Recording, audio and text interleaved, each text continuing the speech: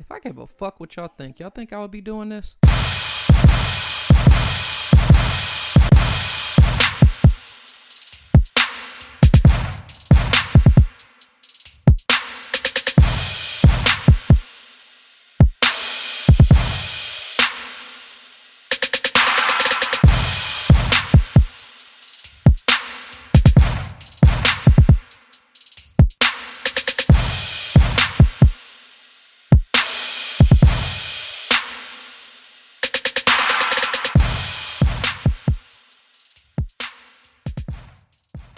Welcome to the FMFU podcast, the podcast that's from me, for us. Vulgar but true, real and never fake. I'm your host, Reese, and I've got a lot of shit on my mind today, so let's get into it. Happy Friday, people, and welcome to an all-new episode of the podcast that's from me and for us. I hope everybody had a nice, short, and sweet week of work if you were lucky enough to be off this past Labor Day. Ain't no better feeling than only having to work 4 days compared to the long-ass 5-day-a-week work week we usually have. Me, unfortunately, I had to work on Monday.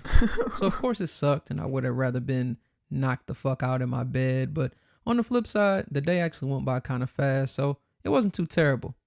One of the things about Labor Day, besides the fact that they say we can't wear white anymore, but who listens to that, is that I've never actually thought about what Labor Day was or what it was supposed to stand for. By definition, Labor Day is defined as a public holiday or day of festivities held in honor of working people in the U.S. and Canada on the first Monday in September. Basically, Labor Day is a give a nigga a rest day to end the summer. Despite Labor Day being deemed as a day of rest, there was one company that seems to always be working. Henceforth, they're the billion-dollar company corporation they are and basically running the sports apparel world. So I'm sitting on my desk, scrolling through Twitter, and I noticed a post from Nike's Twitter page. And it has a picture of a guy's face with words on it. At first, I didn't notice who it was or what it said at first because I was doing a little bit of multitasking, but of course I was curious, so I clicked on the picture. The picture ends up being a black and white photo of Colin Kaepernick's face that reads, "Believe in something, even if it means sacrificing everything," with the "Just Do It" logo at the bottom.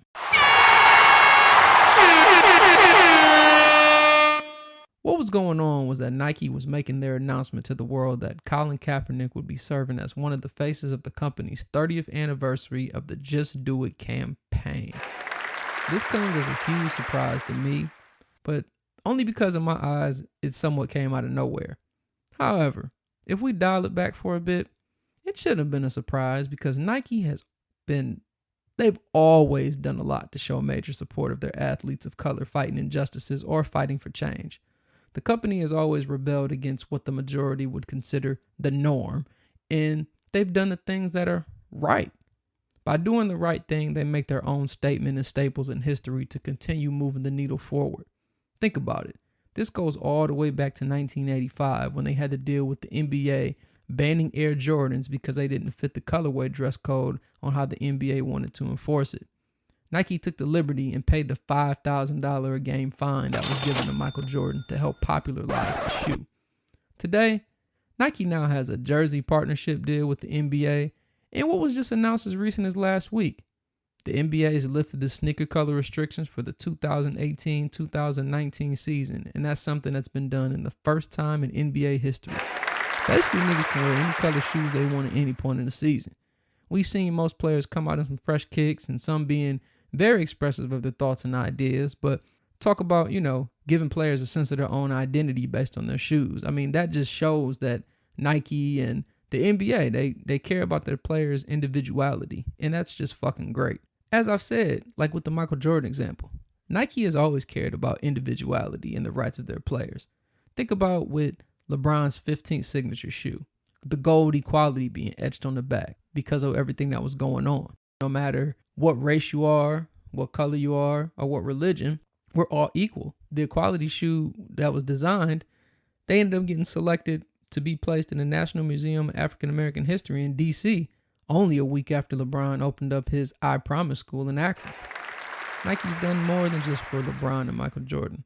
Nike stood up for Serena Williams just a week or so ago when the French Tennis Federation banned Serena's black catsuit at Wimbledon. They posted an ad that says, you can take the superhero out of her costume, but you can never take away her superpowers.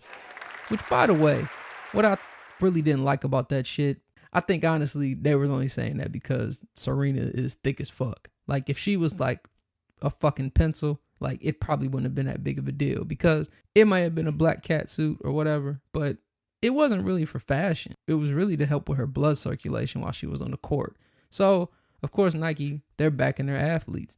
And they also even released the Nike Pro, the headwear, at the end of last year for the Muslim female athletes. And, you know, that's pretty much to help them when they're active in sports and to serve, you know, not as much as a distraction, because if you got to think about it, if you have something like that you're wearing while you're doing your sport, it's probably in the way. But they specifically designed that so that they can wear it and, you know, it'd be able to, you know, wick away sweat and sit better in their heads so they can continue competing. I mean, it's just amazing. So with Nike doing all of this, guess I should be foolish to think that the Colin Kaepernick announcement was surprising. I still think it's, as with other people, it probably came as a surprise because, you know, the main reason we're kind of up in arms and why we have an issue with everything that's been going on, as he stands for, is that he had to fall on the sword and he hasn't currently been playing football. And football, which in most of our eyes is what equates to him having a job. Ironic enough, he does. And what made it even more meaningful is that it was announced on Labor Day. Isn't that some shit?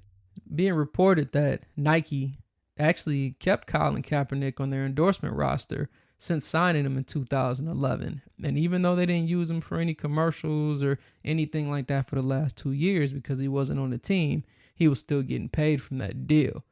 But it was also reported that Nike restructured his deal and gave him a new one that's worth millions of dollars. So not is he only just a face, but he's actually getting his money.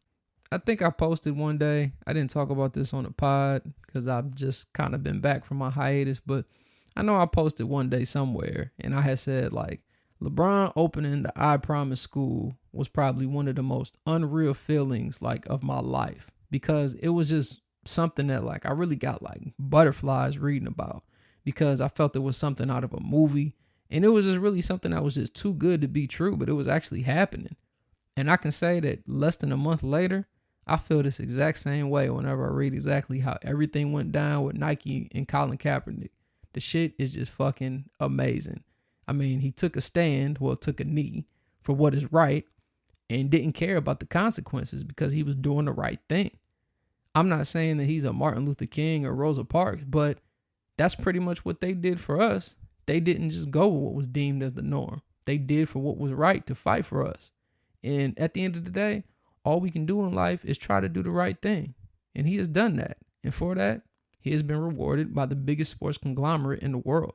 Like, this isn't a third-party sneaker shop based in Hong Kong that's doing this. This is Nike. And I couldn't be happier about this. A historic win for us, minorities, people of color. And the narrative continues to be driven by not only just Colin Kaepernick, but you've got Nike's top 2 athletes in the history of their respective sports. But I think even on outside of all the proud stuff and the happy stuff, I think what really I like is sometimes being Mr. Petty Guy.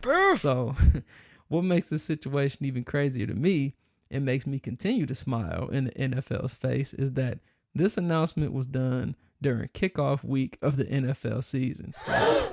Nike basically stole the NFL's whole thunder of week 1 by dropping the news when they did. And hey, I couldn't be more proud. It's the FMFU podcast, bitch. But wait, there's more. I mentioned earlier how Nike has an NBA jersey deal and that kind of set the landscape for them to be able to get it to the point where now players can wear any type of shoe they want. But people might have forgotten that Nike also has an NFL apparel deal as well. Nike is the provider of the game day uniforms for all 32 teams and all sideline apparel. What you may fail to realize or have forgotten is that Nike and the NFL just agreed on an 8-year extension of their last deal a little less than 6 months ago, meaning that the partnership between Nike and the NFL will run through the year 2028. So basically, the NFL's partner for the next 10 years signed and endorsed who I guess we would deem their worst enemy at the moment, made him one of the faces of their campaign, and the NFL is stuck being partners with these guys for the next 10 years. Also, on August 28th, it was reported by Colin Kaepernick's lawyer that, and I quote, the system arbitrator denied the NFL's request that he dismiss Colin Kaepernick's complaint, alleging that his inability to secure a player contract since becoming a free agent in March 2017 has been due to an agreement among team owners and the NFL that violates Article 17, Section 1 of the collective bargaining agreement between the NFL and the NFLPA union. Basically, what that means is that Colin Kaepernick's collusion case will be going to court, and it's just not going to be thrown out like the NFL had hoped and prayed for. Like, these assholes, they thought that they were so fucking big that they could just brush the situation off and everything would just go back to the quote-unquote norm, but that's not the case. Like I said, Colin fought for what he thought was right, and even when people probably thought and told him he should give up after this whole long 2-year stint, he didn't. The NFL, with their dumbasses, should have taken the time to make an attempt to collaborate with their players in an effort to help fight the injustices of people of color in this country, instead of trying to sweep it under the rug or bending over to the will of the orange devil in the White House. Oh. What can they do now? Well, these motherfuckers are already running around in a panic because on Tuesday, the NFL went ahead and finally made a statement 2 years too late from their executive vice president of communications and public affairs, Jocelyn Moore. She gonna put the statement out talking about some shit like, the National Football League believes in dialogue, understanding, and unity. We embrace the role and responsibility of everyone involved with this game to promote meaningful, positive change in our communities. The social justice issues that Colin and other professional athletes have raised deserve our attention and action.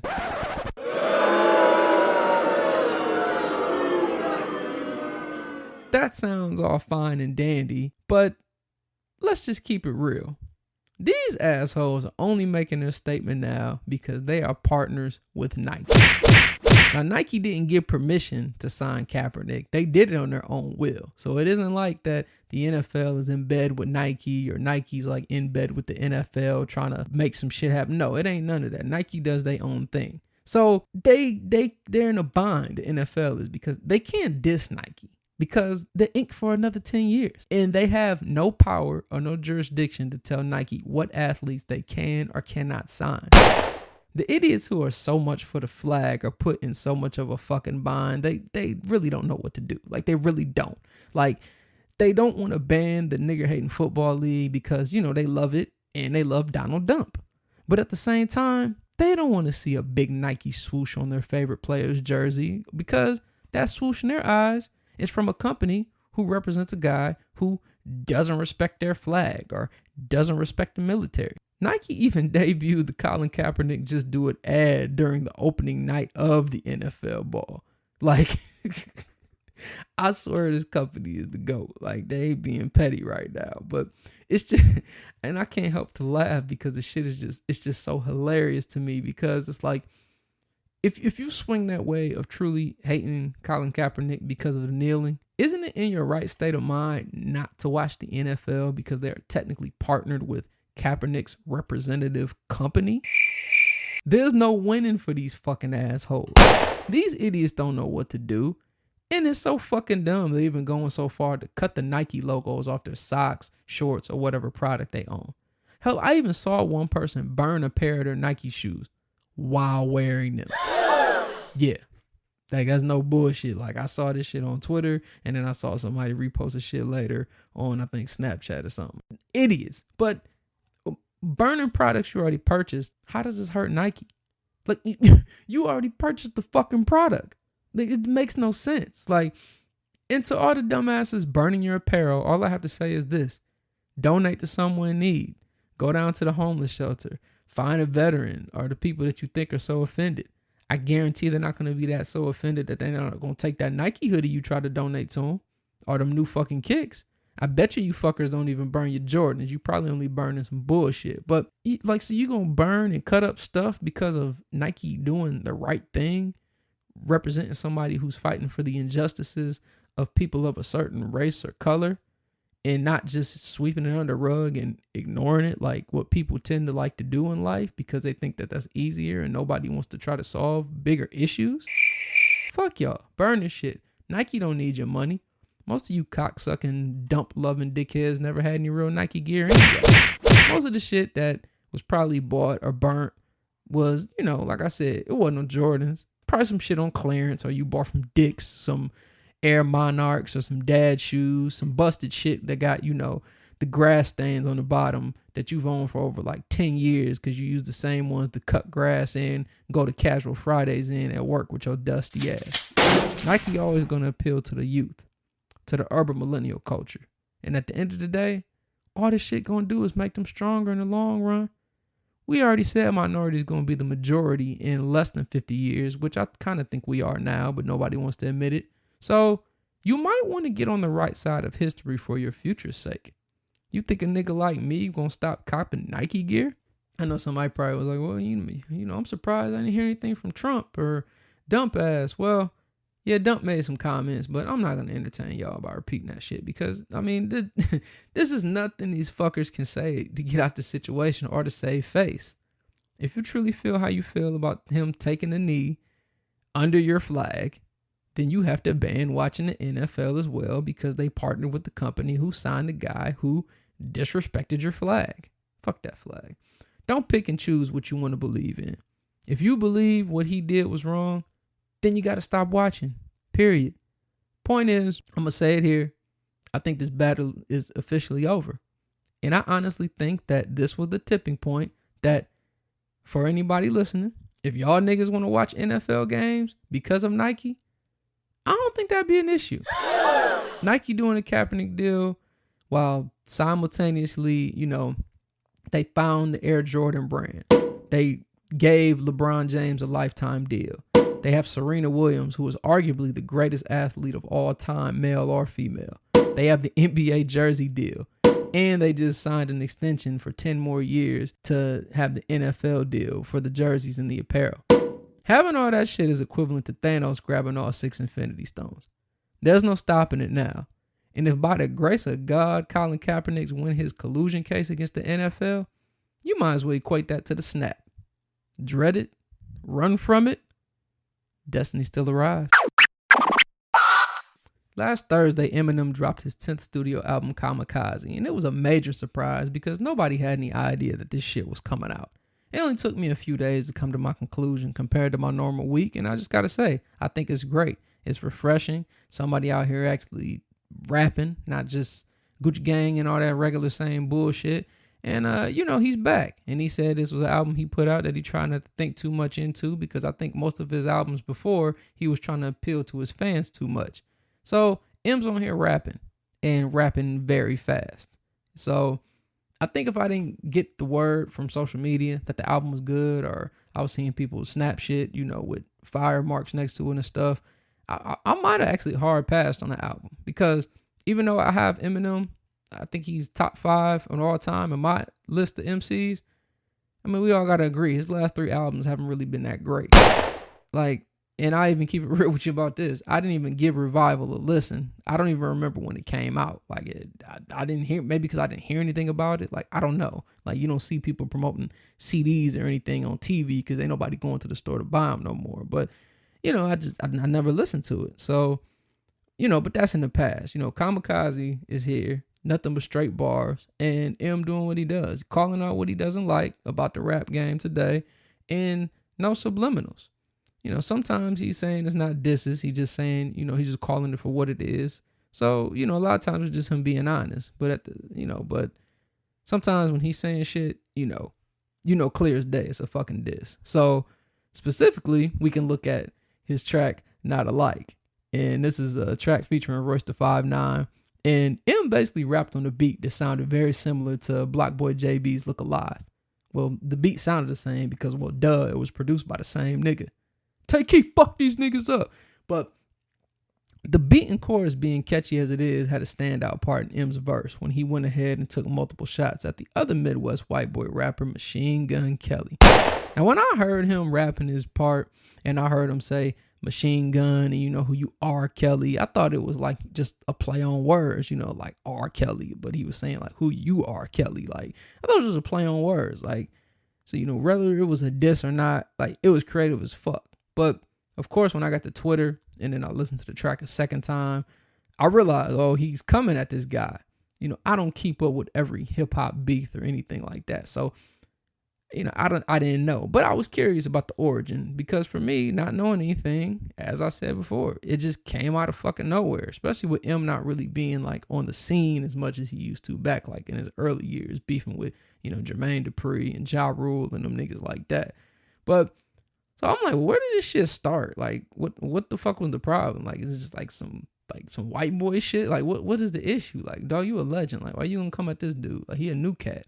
So apparently back in 2012, I guess Machine Gun Kelly made a comment that he thought his daughter was and I quote, hot as fuck. But then after that he followed it and like, he said I'm trying to say this in the most respectful way possible because M is king. And looking at the timelines, I think she might have been only like 17 at the time. So being that he like 20 or 21, it definitely can be deemed offensive, especially to her own father. And that comment, rumor has it that it stemmed to like a lot of other shit, because if fast forward to like 2015, he had an interview and they asked him about it, and he said, he was, only 20 years old and he might have made like a mental lapse, in judgment, but ultimately he didn't feel like he was being offensive because he said, at the end, he was trying to say it in the most respectful way possible because M was king. So I get it, but at the same time, that's why you got to watch the Twitter fingers. So being somebody who's listened to Eminem since the 4th grade, I know that he don't play about his daughter. I mean, who really does? You know what I mean? So from that tweet is where the issue started.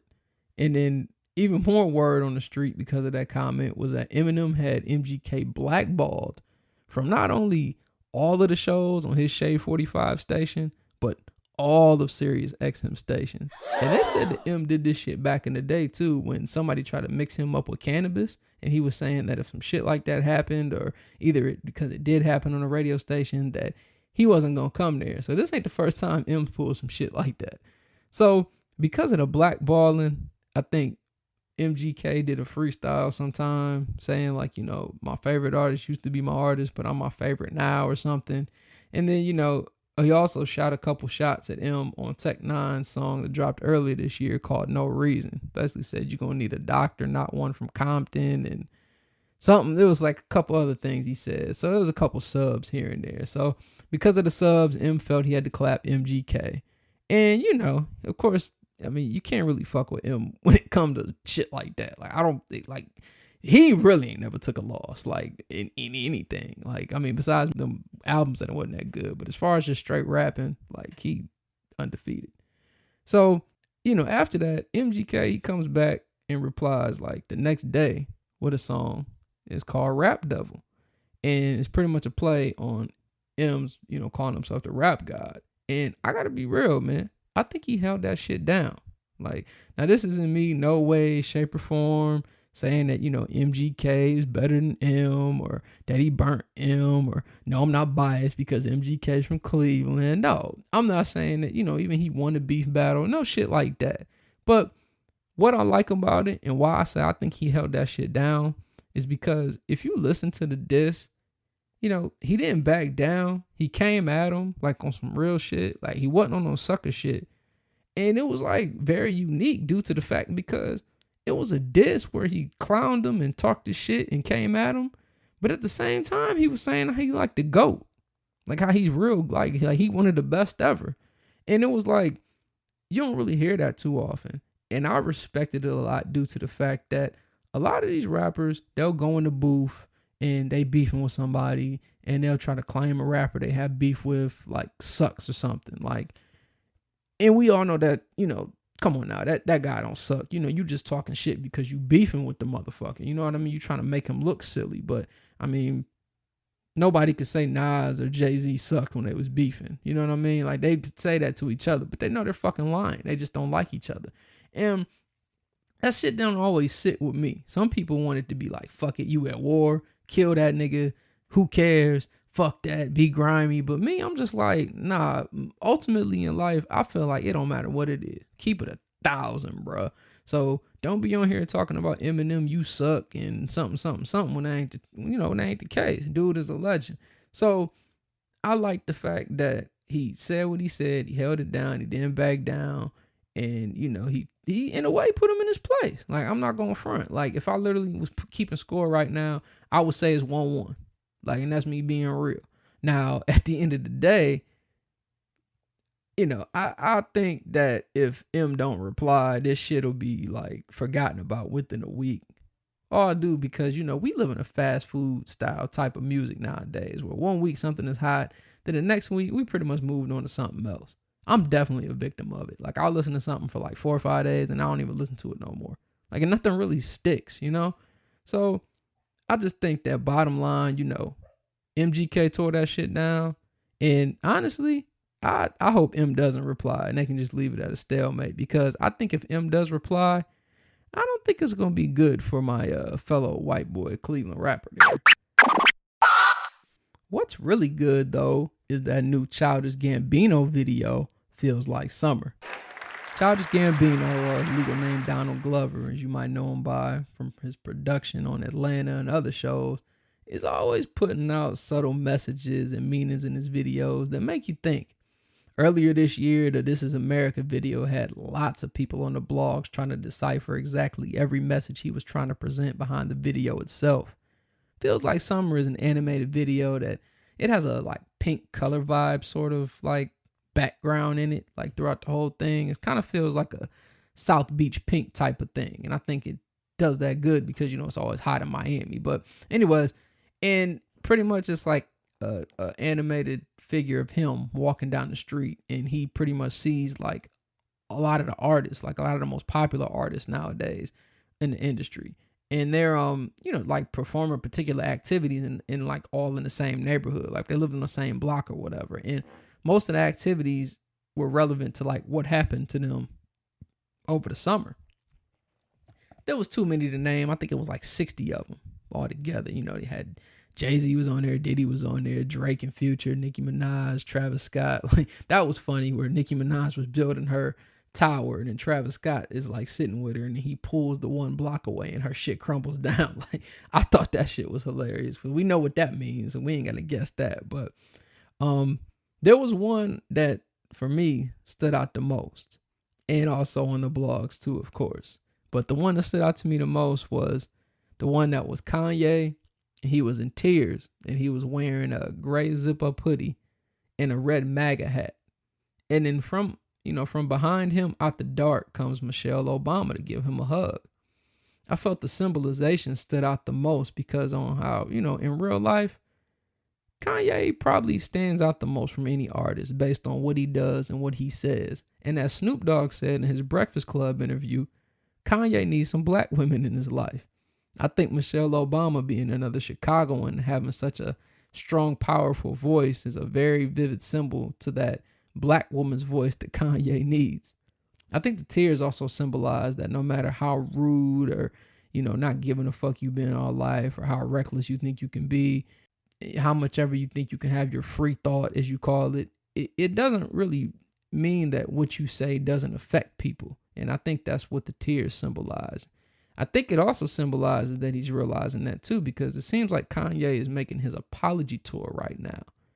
Not only did he go back home to Chicago to 107.5 to apologize for the slavery was a choice comments, but Kanye actually took to Twitter and apologized to Drake. Ye basically said that he should have talked to Pusha T and not been involved with any songs on the production side that was a snub or a diss to Drake. He was basically saying they were getting closer as brothers and friends, and he should have addressed the Quentin Miller bar and Pusha's track Infrared. And he also claims that, he didn't say anything about his kid to Push, but at the same time, who knows? Because it was also being said that earlier in the year, Drake pulled up to Wyoming and played the March 14th song for Kanye, and then he left. And then when he left, Kanye played the song for Pusha T, which is how Pusha knew about Drake's kid. which kind of sounds like some Kanye shit. He wouldn't really think about it at the time. But anyway, seeing all this, at first I thought to myself, like, wow, this nigga actually, growing up. And I hate to say growing up because a nigga's like 41 years old. But, habits are character. And sometimes it's hard to break. And, sometimes it takes you a while to finally do something that you should have been doing a long time ago. But, that is my thought. I'm like, okay, this nigga's actually growing up and choosing to apologize to people, about things he said. And instead of just saying, fuck it, that's how I feel, I'm Kanye. That's great. But on the flip side, I also wondered to myself, like, is this nigga apologizing because of the Kiki rumor thread that is floating around Twitter? There was this crazy ass thread that was the most interesting thing I saw on Twitter last week, minus Nicki Minaj's titties. Oh yeah, you didn't see the full blown nip slip that Nicki had when she performed at Made in America? Like, honestly, I'm not even sure if this was a nip slip because, like, when she came on stage, like, both of her titties was just all the way out before she, like, tried to do her little rock dance and cover them up when the song Your Majesty dropped. But anyways, there was this thread, and it was titled, Drake's been telling us for months now he slept with Kim K. We just haven't been listening. Now, you know me. I don't believe any rumors or any BS I see on the internet, but Twitter threads are almost always interesting. So, of course, I clicked that shit. So I'm going to try to paraphrase the tweets and tell, I'm going to try to tell it how I read it to make the most sense to y'all. So, let's start. Here it goes. Here we go. On the thread, it said that certain verses on Scorpion were assumed disses aimed at Kanye. However, people have been saying that every line mentioning a girl was about Kim K. Like, the example it gave was like on his song 8 out of 10 when he says, your wifey, your wifey, your wifey. And then on the song Elevate when he says, I already hit her when you left her lonely. She is not the type to like to take things slowly. Now, when I first read this, I thought to myself, okay, them lines are too generic. I mean, it isn't really convincing. Like, niggas always pop shit on rap tracks. So you can't just say, oh, okay, that's about Kim. I mean, that means nothing. So I continue reading anyway to see, maybe if it's going to heat up. So later down the thread points out from one of the tweets about how Drake made an Instagram post while he was performing. And the caption on the Instagram post said, I'm shy. Like, that's it. Well, ironic enough, like either a few days, I think either before or later, Kim had a post on her page and she was sitting in a white bikini. And her post says, I'm really shy, ... So I'm reading this shit, then I'm like, hold up. That's a crazy coincidence, even if this isn't true. So let me keep reading and see what the fuck else comes up. So the next post in the thread asked the question we're all wondering. Who the hell is Kiki? Who is that exactly? Like, Kiki is pretty damn close to Kim, right? Like, are we trying to reach here? So the guy who made the thread, he does a quick Twitter search and voila. Proof. He has a tweet from Kim back in 2012 that says, I was thinking Chloe and I have our nicknames Kiki and Coco, but Court doesn't have one. What should hers be? There's also another tweet just less than 2 weeks ago with Chloe tweeting to her saying, hey, Keeks.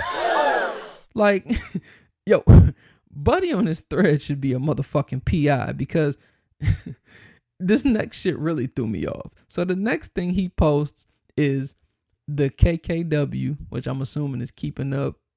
I don't know. Kim Kardashian West. Yeah, Kim Kardashian West liquid lipstick collection. This lipstick collection, right? It's all on one page. So I was able to like look at this shit after he posted it. The lipstick collection includes 4 liquid lipsticks. Then here's the names. One was named Kim, which is a peachy nude. Kimmy, which is a deep nude. Kimberly, which is a true nude. And last but not least, Kiki, which is a pinky nude. Wait a minute. So I'm like, wait a minute. Wait. So the bitch does have a lipstick called Kiki, which is a pinky nude? Like pink pussy nude? Like, is that what you're trying to tell me? So I'm like, oh shit. Like, what the fuck? So after this tweet, like, mind you, from like the one from 2012 with the Kiki name, and being found from 6 years ago and the damn lipstick with the Kiki name. Like, my mind is fucking blown. It's just like one of them, hell no, nigga, like you bullshitting. So then I'm continuing to read. So then it goes on to say, remember when Drake never responded to Push, took the L, and J Prince said, his response would ruin families or make people want to jump off of a building if it came out. Now, me thinking to myself realistically, if I was a rapper, no, fuck that, even if I'm my regular self, I think the thing that can hurt me as a man and my pride the most is knowing another nigga fucked my chick. Ooh. Like that, I think that's the most prideful, crushing thing that can happen to you. Like, your woman let another nigga be. So, like, for some people, if your mental ain't really there, and maybe Kanye's mental ain't there, they're saying, some people it might hurt so deep that you might feel like you want to jump off of a fucking building. Like, I'm just like sitting, I'm like, get the fuck out of here. Like, this can't be true. So, there was a lot of shit, but I tried to pick out the main things. But there was one last thing, and this is what really just had me like, So, the last thing that was said that stuck out was on Can't Take a Joke. When Drake says, if they come to Hidden Hills, then I know they know the deal. We just right there up the road. You could hit it with a stone. Like, basically he was saying, like, nigga, we right up the road, not too far from y'all. Like, y'all could throw a stone and hit my crib because that's how close I am to y'all. So dude goes to, because in LA you can look up like any celebrity's house. Like, it's easy. Dude pulls up a Google map and maps out like Kim and Kanye's house and Drake's house. And pretty much shows like the distance and like the directions to get from one place to another. And basically by showing the Google Maps graphics, it seems if Drake wanted to get to Kim and Kanye's house, all he had to do was drive down the block, make a right with the car lights off, and like sneak in the back door or something. Well, wait a minute. That sounds kind of familiar, right? I mean, check Sicko Mode lyrics. I still got scores to settle. Man, I crept down the block, made a right, cut the lights, paid the price. Niggas think it's sweet. It's on sight. Nothing nice. Baguettes in my ice. Jesus Christ. Checks over stripes. That's what I like. That's what we like. Lost my respect. You not a threat. When I shoot my shot, that shit wetty like I'm Shaq. This nigga Drake essentially rapped on Kanye's brother-in-law's song and basically said that I drove around the corner to fuck your girl. This shit made me drop my iPhone, bruh. I was just like, I don't know if this shit is true or not, but this shit is so much of a coincidence. It's mind blowing. Like I couldn't believe this shit. Like, and then dude that said like at the end he was like he heard like some of this shit I think from like Joe Budden podcast too, so he wasn't trying to take like all the credit, but it was just like it was wild, and I'm just like, yo, niggas ain't got no fucking chill on the internet, and if some shit like this did get discovered on some conspiracy shit, then niggas is really smart, yo. Like we probably could have been the ones to find Osama before they really found that motherfucker and threw him in the ocean. So I reposted on my Twitter page. So if you're on Twitter, you should look it up and find it, because it's a lot more to this and a lot more on there. I just try to point out the super highlights, but my God, I thought that shit was wild. But like I said, man, I don't get into the rumors. I don't get into the gossip, but I thought this thread was very interesting. And we know rappers, minus Eminem, they don't really call you out. They just make, major on the low subliminal shots that only get confirmed or denied if the person in the scope speaks on it. If Drake in fact smashed Kim, then the mic has been dropped forever on this whole situation. Checks over stripes. Thank you for listening to the FMFU podcast, the podcast that's from me and for us. Make sure you hit that subscribe button, like, and comment, whether you're listening on Apple Podcasts, SoundCloud, or Google Play. Also, make sure you get at me on my social media pages. I have a Facebook page, which you can search for From Me For Us, or you can leave it in a status at FMFU_podcast. Also, get at me on Twitter and Instagram at the same @names. That's at FMFU_podcast. Remember, people, always keep it a buck. Always keep it 1,000, and perception is everything. I hope you have a nice day. Still fuck y'all.